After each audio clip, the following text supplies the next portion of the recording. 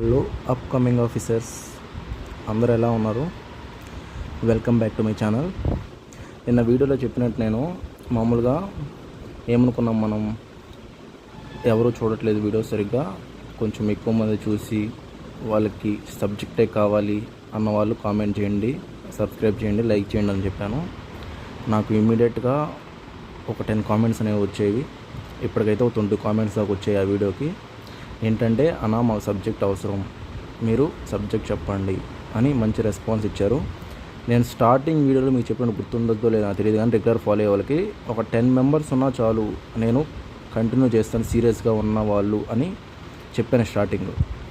తర్వాత నేను నైటు ఆలోచించాను, ఎందుకు ఒక 10 మెంబర్స్ మనల్ని రెగ్యులర్గా ఫాలో అవుతున్నారు, వాళ్ళని సక్సెస్ చేస్తే, వాళ్ళు సక్సెస్ అయ్యాక ఈ ఛానల్ ద్వారా నేను కొంచెం నేర్చుకున్నాను సబ్జెక్టు, అది నాకు చాలా యూజ్ అయింది, మేము సక్సెస్ అవ్వడానికి కొంచెం దారి చూపింది అని వాళ్ళ 10 మెంబర్స్ అన్నా కానీ అది ఎంతో హ్యాపీనెస్ అనేది ఇస్తుందని నిన్న నైట్ నేను రియలైజ్ అయ్యాను అనమాట.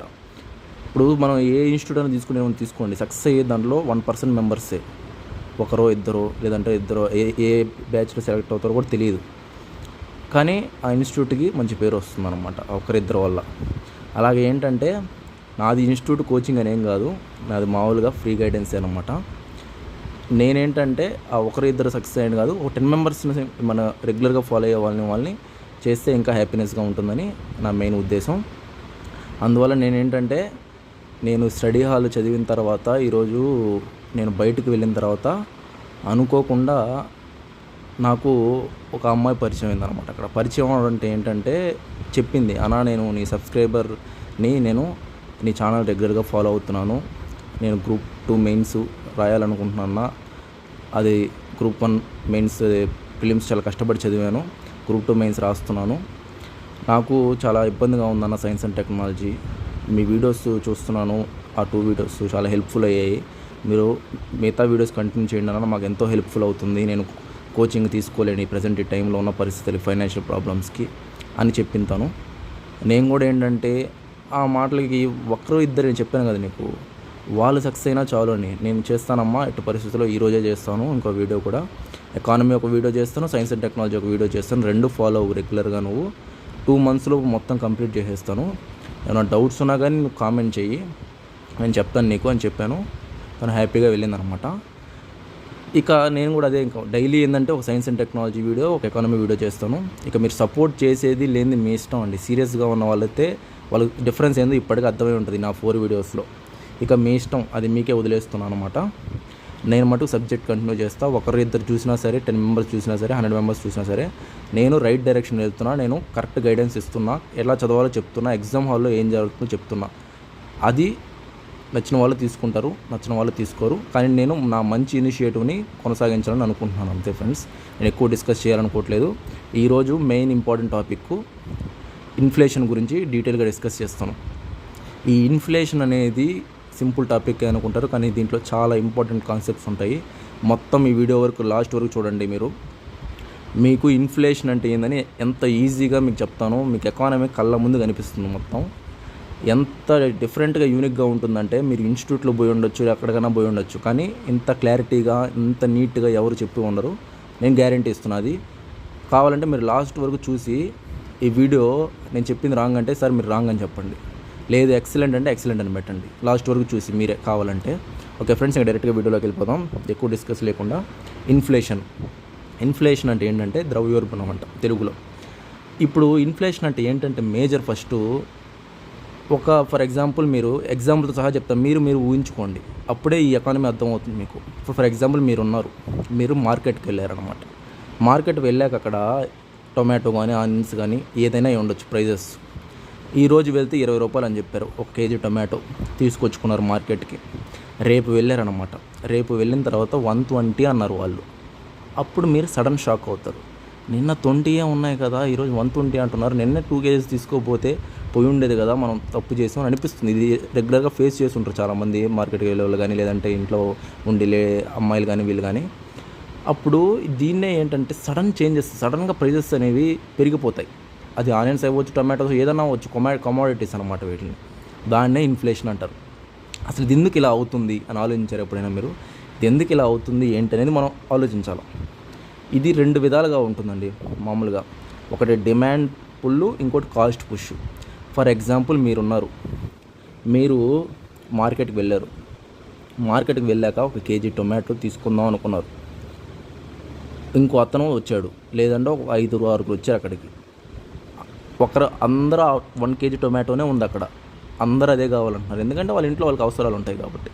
అప్పుడు ఆమె ఏం చెప్తుంది, అమ్మ మీరు ఎంత ఇస్తారని అడుగుతుంది ప్రైస్.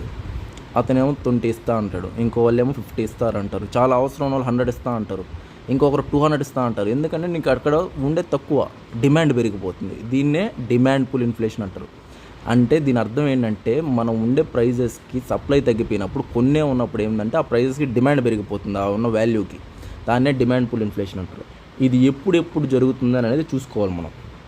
ఒకటేంటంటే మనీ సప్లై ఎక్కువైపోయినప్పుడు, ఇప్పుడు నీ దగ్గర 100 రూపీస్ ఉండాల్సింది నీ దగ్గర 500 రూపీస్ ఉన్నాయి. అప్పుడు నువ్వేం చేస్తావు, ఒకటి 100 అంటే నువ్వు 200 ఇస్తా అని అంటావు. అదే నీ దగ్గర మనీ లేకపోతే నువ్వు ఎట్లా ఇస్తావు? 100 అంటే 100 లోపలే తీసుకుందాం, లేదంటే ఇంటికి వెళ్ళిపోదాం అనుకుంటావు కదా నువ్వు.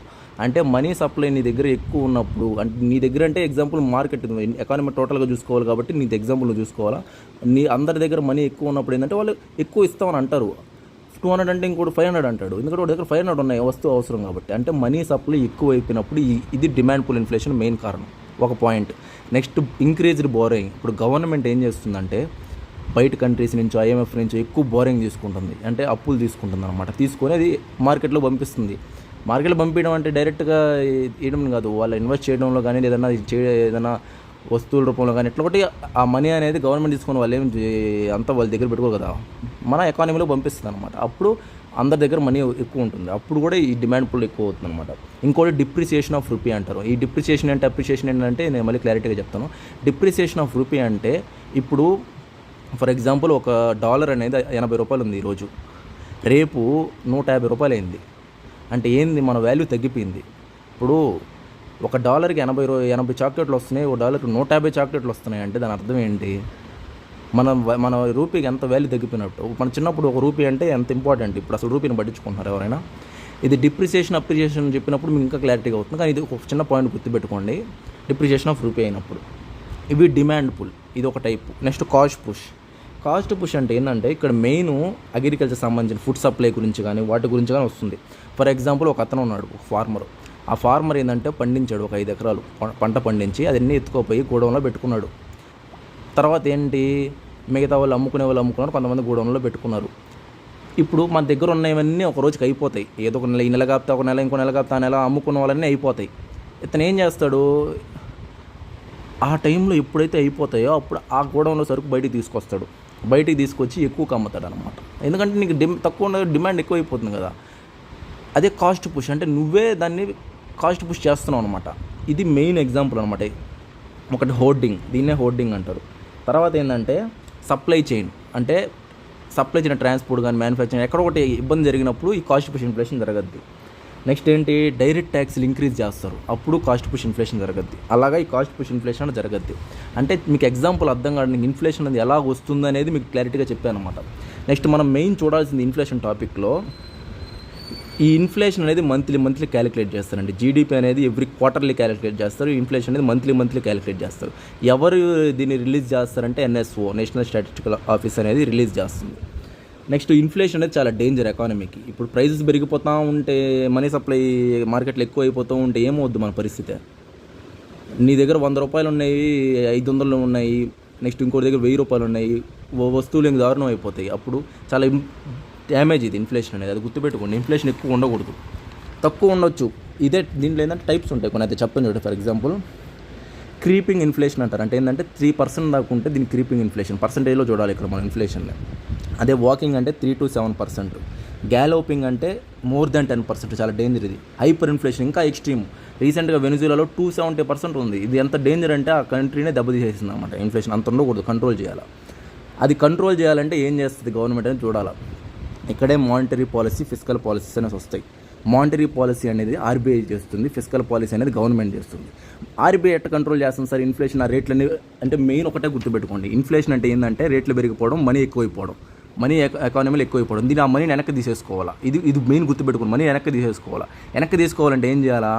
ఆర్బీఐ ఇంట్రెస్ట్ రేట్లు పెంచద్ది. ఫర్ ఎగ్జాంపుల్ మీరు బ్యాంకుకి పోయారు, బ్యాంకుకి పోయాక ఇప్పుడు ప్రజెంట్ ఇన్ఫ్లేషన్ లేని టైంలో బ్యాంకుకి పోతే ₹2 వడ్డీ అని చెప్పారు, మనీ తెచ్చుకున్నారు. ఇప్పుడు ₹10 వడ్డీ చేసేస్తారు ఆర్బీఐ వాళ్ళు. అప్పుడు ఏం చేస్తారు? నువ్వు తెచ్చుకోవు, నువ్వు ఎక్కడ కడతావు ₹10 వడ్డీ? మామూలు మిడిల్ క్లాస్గా ఆలోచించాలి, కానీ ఎక్కడ కడతావు నువ్వు తెచ్చుకోవు. దానివల్ల ఏమవుద్ది? మనీ అనేది సప్లై రాదు, బ్యాంకు దగ్గరే ఉంటుంది, అది మార్కెట్లోకి రాదనమాట. అట్లాగే ఇంక్రీజ్ రెపో రేట్స్ కానీ ఇంట్రెస్ట్ రేట్లు కానీ పెంచేస్తుంది ఆర్బీఐ. ఆ టైంలో ఏమవుతుందంటే మనీ సప్లై అనేది పూర్తిగా తగ్గిపోతుంది, జనాలు రాకుండా. నెక్స్ట్ ఉన్న మనీని తీసేసుకోవాలి కదా వెనక్కి, అందుకని ఇక్కడ బాండ్స్ అనే కాన్సెప్ట్ వస్తుంది.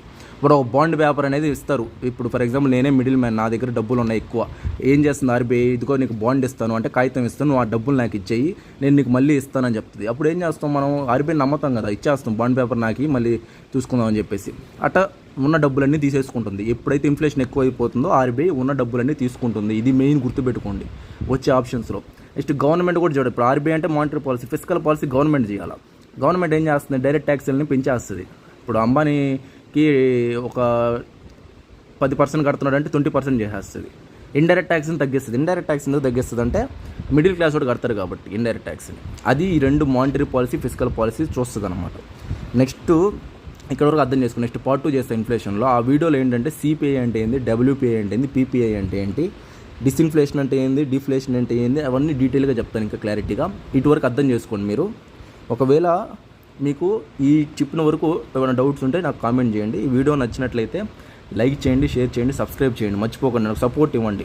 పార్ట్ 2 కోసం మీరు వెయిట్ చేయండి. మీరు పార్ట్ 2 అని పెట్టండి నాకు. ఒకవేళ మీకు పార్ట్ 2 కావాలనుకుంటే మీ ఇంట్రెస్ట్ బట్టి నా వీడియోస్ ఉంటాయండి. అది కూడా మెయిన్ అంటే ఏమీ లేదు, మీ ఎంత సపోర్టు ఏంది చూడడానికి అంతే. పార్ట్ 2 అంటే ఇమీడియట్గా పెడతాను నేను. నెక్స్ట్ నేను చెప్పాను కదా, రోజుకి ఒక video science and technology video చేస్తాను, ఒకటి ఎకానమీ వీడియో చేస్తాను. Thank you.